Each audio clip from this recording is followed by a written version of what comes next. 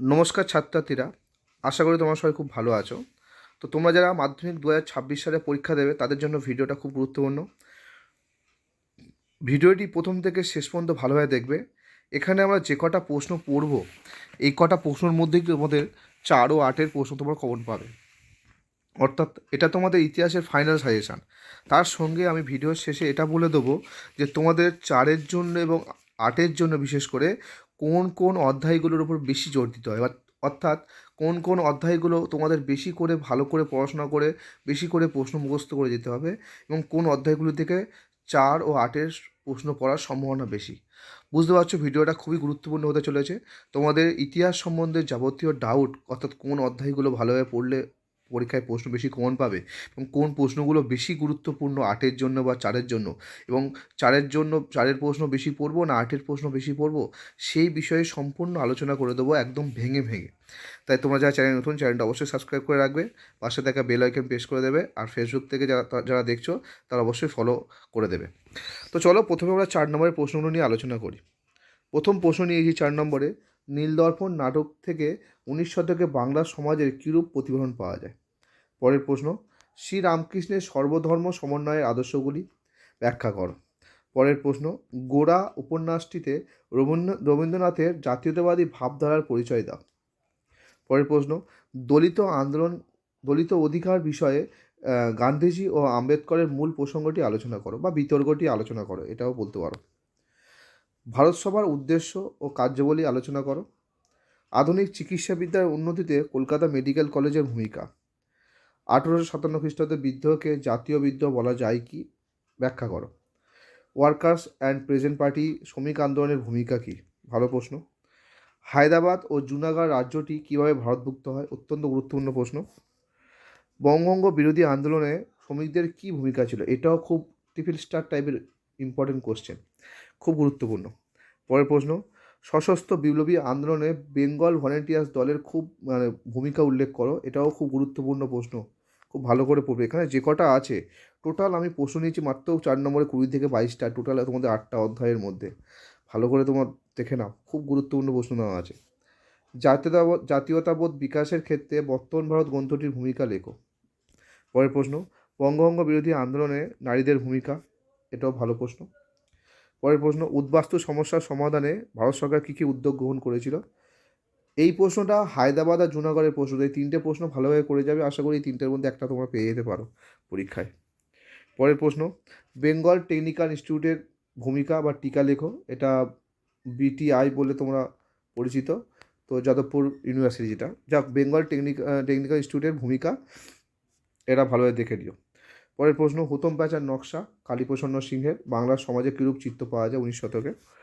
পরের প্রশ্ন, সাঁওতাল বিদ্রোহের কারণ ও ফলাফল, খুব ভালো প্রশ্ন, তৃতীয় অধ্যায় থেকে যেহেতু 4 আর 8-এর প্রশ্ন হয়ে গেছে, তো খুব একটা গুরুত্বপূর্ণ নেই, বাট সাঁওতাল বিদ্রোহ নিয়ে প্রশ্ন একটা হতেই পারে, এই অধ্যায় থেকে এই প্রশ্নটা ছিল না।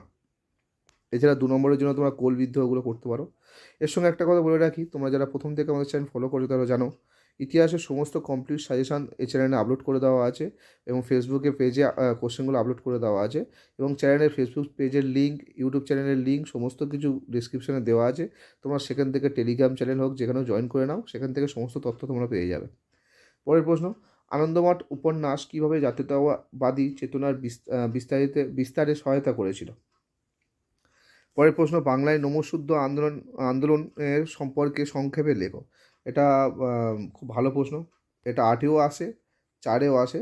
তো ন্যাচারালি আমরা যেহেতু 4-এর জন্য যদি বলি, 4-এর প্রশ্ন ডাইরেক্টলি 4-এর পুরো ফুল থাকে, কিন্তু 8-এর প্রশ্নগুলো যদি তোমরা বিগত বছরের প্রশ্নগুলো দেখো, সেখানে যে 3টে তোমাদের প্রশ্ন পড়ে এবং একটা লিখতে হয়, সেখানে কিন্তু প্রায় সবকটা প্রশ্ন পুরো গোটা দেয় না, অর্থাৎ পুরোপুরি 8 নম্বর দেয় না, হয় 4+4 অথবা 5+3 অথবা 6+2, এইরকম টাইপের কোশ্চেন তোমাদের দেয়, যার ফলে তোমাদের পুরো 8 নম্বরের পড়া দরকার খুব বেশি নেই। তোমরা 4-এর প্রশ্ন বেশি করে পড়ে যাও, সেটাই তোমরা 8-এ লিখে আসতে পারবে। আর এছাড়া 8-এর প্রশ্ন আমি আলোচনা করে দেবো যেগুলো অত্যন্ত গুরুত্বপূর্ণ, খুব অল্প কটা 8-এর প্রশ্ন আমরা আলোচনা করব, দেখো ভিডিওটা কমপ্লিটলি। পরের প্রশ্ন, বাংলার নবজাগরণের প্রকৃতি, তবে নমঃশূদ্রটা খুব ভালো প্রশ্ন, ভালো করে পড়ো। মুদ্রণ শিল্পের বিকাশে গঙ্গাকিশোর ভট্টাচার্যের ভূমিকা। উচ্চশিক্ষার বিকাশে কলকাতা বিশ্ববিদ্যালয়ের ভূমিকা। এটা তারপরে প্রথম অধ্যায়ের প্রশ্ন, নারীর ইতিহাস চর্চা, পরিবেশ ইতিহাস চর্চা, খেলার ইতিহাস চর্চা সম্পর্কে সংক্ষিপ্ত ব্যাখ্যা করো। এটা ভালো প্রশ্ন, এটা প্রথম অধ্যায়ের প্রশ্ন, এটা 2-এও তোমরা করতে পারো, 4-এও করতে পারো এই প্রশ্নগুলো, এখানে 3টে পার্টের প্রশ্ন আছে। তো এই ছিল তোমাদের মোটামুটি 4-এর ইম্পর্টেন্ট কোশ্চেন। অতি অল্প এবং সংক্ষিপ্ত প্রশ্ন নিয়েছি আমি। অনেক অনেক সাজেশন অনেকে দেয়, আমি একটু অল্প সাজেশন দিয়েছি। এই কটা যদি তোমরা ভালো করে পড়ে নিতে পারো, এর মধ্যে তোমরা ফোন পেয়ে যাবে। এবার 8-এর প্রশ্ন আসছি। প্রথম প্রশ্ন যেটা রেখেছি 8-এ, রবীন্দ্রনাথ ঠাকুরের শিক্ষা চিন্তা, মানুষ, প্রকৃতি আর শিক্ষার সমন্বয় বিষয়ে। পরের প্রশ্ন রেখেছি বামপন্থীদের ভূমিকা উপনিবেশ বিরোধী আন্দোলনে। পরের প্রশ্ন রেখেছি খুব এবছর টপ লেভেলের কোশ্চেন, সেটা হলো রাজা রামমোহন রায়ের অবদান। এখানে সমাজ সংস্কার বলে লিখেছি, অ্যাকচুয়ালি তোমরা রাজা রামমোহন রায়ের সমস্ত কিছু পড়বে।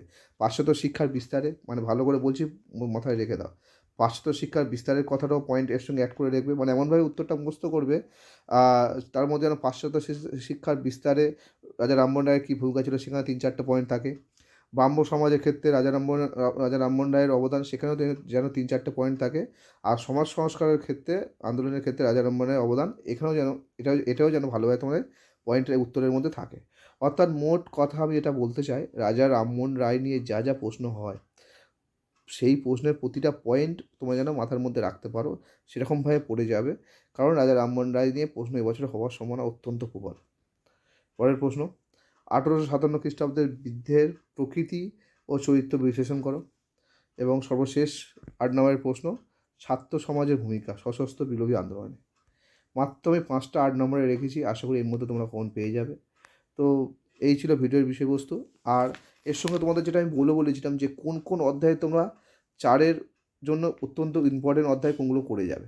তো আমি এখানে বলে রাখি, তোমরা 4-এর জন্য সবচেয়ে বেশি তোমরা লক্ষ্য রাখো, সেটা হলো তোমরা লক্ষ্য রাখবে 4-এর জন্য প্রথম লক্ষ্য রাখবে 4-এর অধ্যায়, ভালোভাবে মনে রাখো, 4-এর অধ্যায়, 6-এর অধ্যায়, 7-এর অধ্যায়।